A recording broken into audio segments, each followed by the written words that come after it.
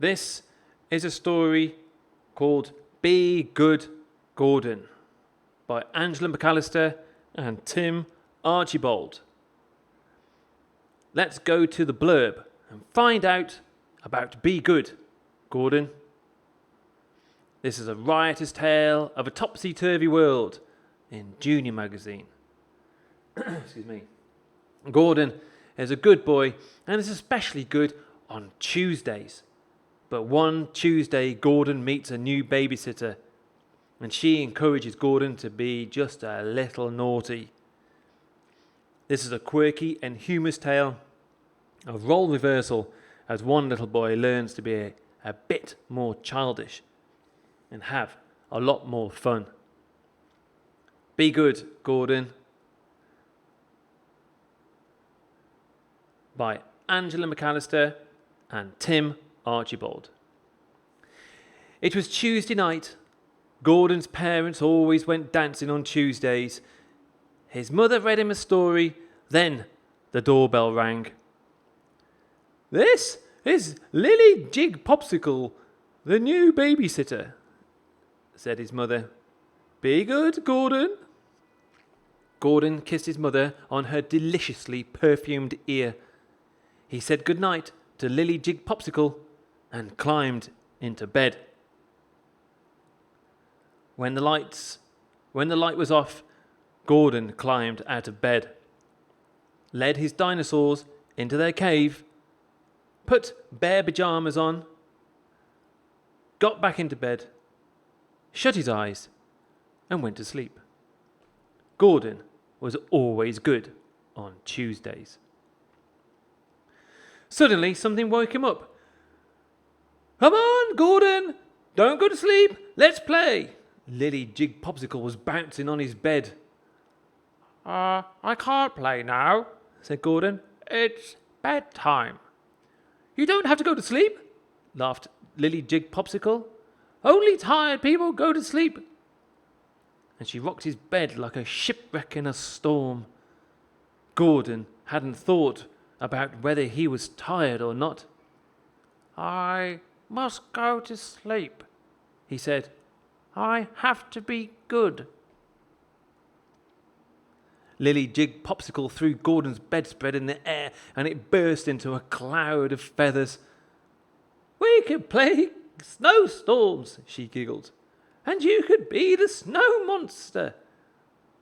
Gordon was quite interested in being a snow monster. "But I have to be good," he insisted.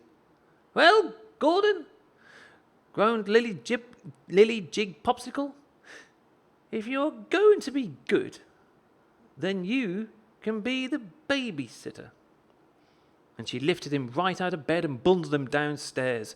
She put Gordon on the sofa and made him a cup of tea. She gave him some knitting, 3 socks to mend, 2 magazines and a plate of ginger biscuits. "Night-night, Gordon," she said, and ran upstairs. Gordon drank the tea, ate the biscuits, and mended the socks. He didn't feel tired at all. Suddenly, Lily called out a sing-song voice. "Gordon, can I have a drink of water?"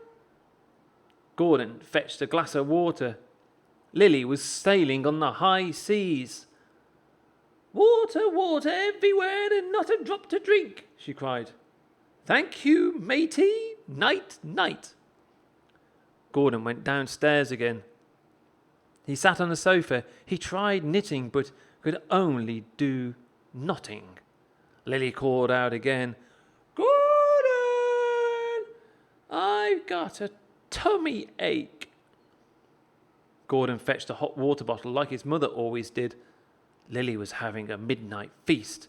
"Food, glorious food," she sang, juggled with jam and donuts. Gordon gave her the hot water bottle. "I don't think your tummy ache can be very bad," he said suspiciously. Gordon read the magazines. He learnt how to cook pork chops and how to grow sunflowers. Upstairs, Lily jumped so much that the ceiling shook and the lampshade dropped off. Gordon opened his bedroom door. Lily had made a super springy lift-off pad. 5, 4, 3, 2, 1. She jumped, bounced, and sprung up to the top of the wardrobe. Now I'm the man on the cheesy moon, she laughed. Come on, Gordon. Gordon thought hard. He was wondering if springing was being good or bad. Come on, Gordon, called Lily even louder. I'll just have one go, said Gordon. So he bounced on the super springy lift-off pad. 5, 4, 3, 2, 1. Gordon sprung into the air with double somersault and landed on top of the wardrobe. Supersonic, said Lily. You're a very good rocket, Gordon. An owl hooted in the garden. Now it's time for mud dancing, announced Lily. They put on their wellies and went outside.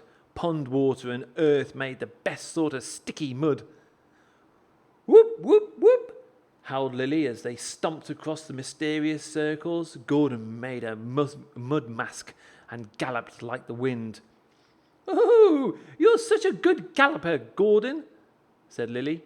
You can be a mudman chief. So they climbed into the treehouse and sang mudmen songs under the cheesy moon. At last, Gordon started to yawn. It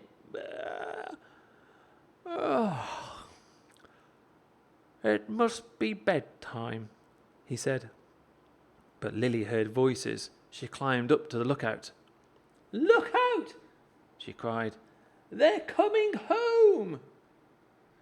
The mudmen galloped into the house but forgot to take off their wellies. They covered the kitchen in mud. You do the mopping and I'll hide the doughnuts, said Lily, and she bounded up the stairs.